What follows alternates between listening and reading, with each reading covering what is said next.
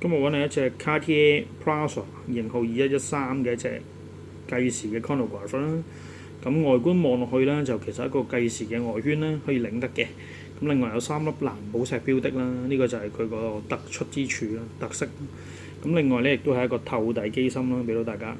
咁就車花有晒㗎啦，咁亦都唔係好似平時嗰啲Plaza C 嗰啲低層次嗰啲咁咧，就密底啦，用翻 ETA 機芯嘅。咁呢隻其實佢係一個車晒花嘅一個擺妥機芯嚟嘅，係啦。咁大家見到係靚好多啦。咁不論個錶面啦、3粒寶石的啦，甚至乎個錶底都好值得欣賞嘅。咁錶直徑38mm， 6點位置咧 set up 咗日曆嘅。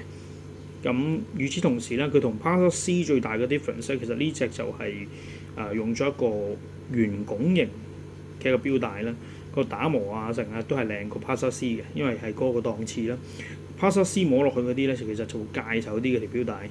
咁呢隻好明顯咧，就係一個高層次啲嘅一個型號啦。咁喺90年代嘅時候都熱搶嗰一輪嘅，因為有一輪卡地亞都好 hit 啦。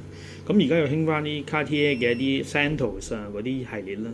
咁變咗 Plaza 呢個系列咧，都係佢哋一啲王牌嘅系列。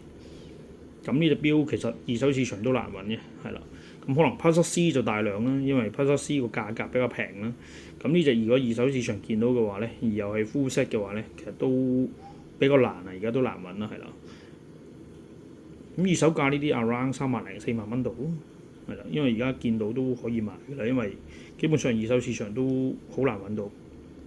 好，咁今日同大家介紹就係呢隻 Cartier Plaza，多謝大家。